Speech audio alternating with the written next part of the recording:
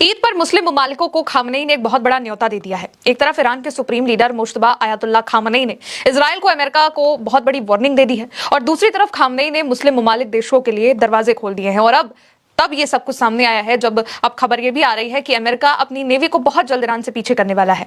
दोस्तों, बकरीद के मौके पर ईरान पूरी दुनिया के मुस्लिम देशों को एकजुट करने का संदेश दे रहा है। मिडिल ईस्ट में 3 महीने से इस बड़े तनाव और बदलते हालात के बीच ईरान ने मुस्लिम ममालिक देशों से दोस्ती, सहयोग और साथ मिलकर आगे बढ़ने की अपील कर दी है। ईरान का कहना है कि अगर इस्लामिक देश साथ आए तो इलाके की, क्षेत्र की समस्याएं और खतरों का मिलकर सामना किया जा सकता है और फिर कोई भी उन पर दबाव नहीं बना सकता है और इस्लामिक जीत होगी। हज और बकरीद जैसे धार्मिक मौकों के बीच में ईरान के सुप्रीम लीडर और राष्ट्रपति दोनों ने ही मुस्लिम एकता पर बहुत बड़ा जोर दे दिया है और बहुत बड़ा मैसेज दे दिया है। उनके संदेश में साफ दिखा है कि ईरान इस वक्त मुस्लिम देशों के बीच रिश्ते मजबूत करने और साझा सहयोग करने के लिए अब अपने दरवाजों को खोल रहा है। असल में ईरान के supreme leader Ayatollah Mushtaba Khamenei ने एक्स पर एक पोस्ट किया है। इस पोस्ट को करते हुए उन्होंने सभी इस्लामिक देशों और सरकारों को दोस्ती और सहयोग का निमंत्रण दे दिया है। मुश्तबा खामनेई ने कहा कि मैं सच्चे दिल और साफ नियत के साथ सभी इस्लामिक देशों और सरकारों को भलाई के लिए दोस्ती और सहयोग का निमंत्रण देता हूं ताकि हम मिलकर इस्लामिक उम्मा की तरक्की और इस्लामी दुनिया की समस्याओं के समाधान की दिशा में कदम बढ़ा सके। इसके अलावा ईरान के जो राष्ट्रपति हैं मसूद पेज़ेश्कियान, उन्होंने भी मुस्लिम देशों के बीच मजबूत एकता की जरूरत पर जोर दे दिया है और कहा है कि अब मुस्लिम देशों को एक होने की जरूरत है। उन्होंने बकरीद से पहले इराक, ओमान, कतर, तुर्की, तजाकिस्तान, मिस्र, किर्गिस्तान और अजरबैजान के नेताओं से फोन पर बात करी है और सोशल मीडिया प्लेटफॉर्म एक्स पर लिखा है कि उन्होंने सभी नेताओं को ईद उल अजहा की बधाई दी है और उम्मीद जताई है कि मुस्लिम देशों के दिल और करीब आएंगे। साथ ही हर क्षेत्र में सहयोग बढ़ेगा और खतरों का मिलकर सामना किया जाएगा।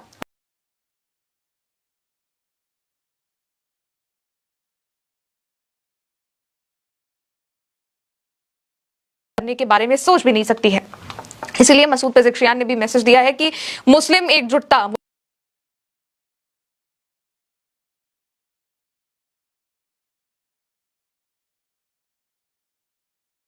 हजरत इब्राहिम की अल्लाह के लिए गहरी आस्था और कुर्बानी की भावना की याद में मनाया जाता है।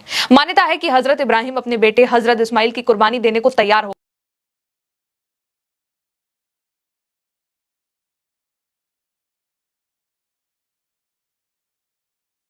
और इस मौके पर उन्होंने बहुत बड़ा ये मैसेज दे दिया है। इसके बाद तुर्की का पहला रिस्पॉन्स सामने आया है और इससे साफ पता चल रहा है कि तुर्की ईरान के साथ और इजराइल के खिलाफ है। तुर्की के राष्ट्रपति एर्दोगन ने एक बहुत बड़ा स्टेटमेंट दिया और कहा है कि अल्लाह की कृपा से नेतन्याहू नाम का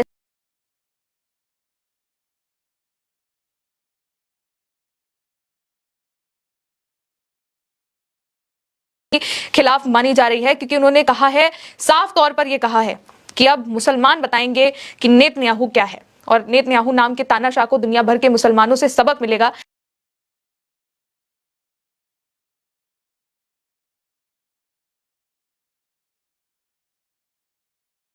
से व्यापार बंद कर रखा है। 2025 से 26 में और सख्ती आई है। एयर स्पेस बंद किया, इजरायली जहाजों को तुर्की बंदरगाहों में आने से रोक दिया गया, EUR MED सर्टिफिकेट रोक दिए गए और 2026 में भी यही सारे सैंक्शन जारी हैं, प्रतिबंध जारी है। दोनों के बीच बहुत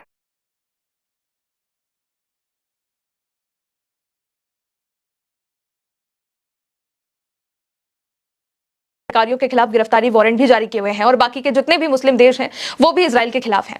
कुछ वक्त पहले ही डोनाल्ड ट्रंप ने अरब कंट्रीज को एक ऑर्डर दिया कि वो इजराइल को मान्यता दें, इब्राहिम अकॉर्ड्स पर साइन करें, जिस पर पहले अल जजीरा ने दिखाया और कहा कि पाकिस्तान इसके खिलाफ है। खबर यह भी है कि सऊदी भी इसके खिलाफ है, यानी कि लगभग हर मुस्लिम देश इजराइल के खिलाफ है और इजराइल को मान्यता नहीं देना चाहता है और तब तक के लिए नहीं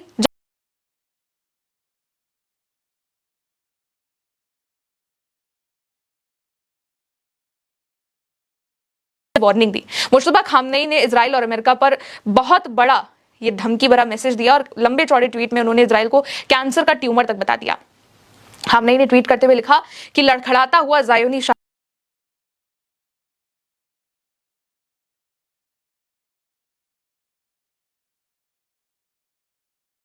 इजराइल मुर्दाबाद, इस्लामी उम्मा दुनिया के दमित लोगों के आम नारे बन जाएंगे। उनके ट्वीट पर कुछ घंटे पहले इजरायली विदेश मंत्री ने भी कुछ जवाब दिया था और मुश्तबा खामनेई को लेकर भी अपना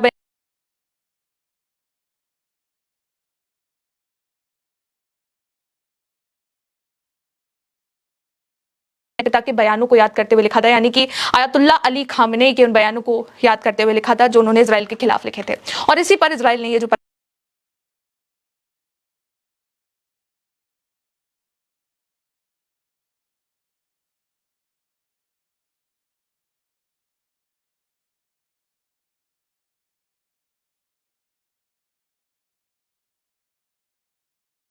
ठिकाना नहीं रहेगा।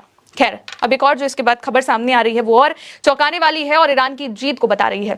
खबर यह है कि ईरान की मिजान न्यूज एजेंसी ने अमेरिका ईरान के संभावित शांति समझौते के ड्राफ्ट को लेकर एक बहुत बड़ी जानकारी दी है। इस रिपोर्ट के मुताबिक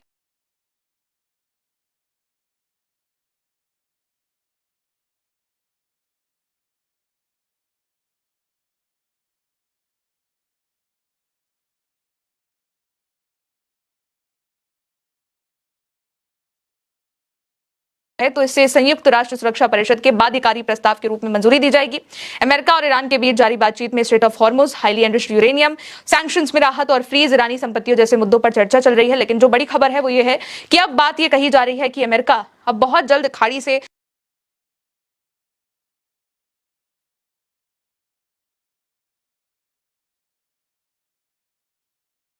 के खिलाफ एक साथ खड़े हो गए।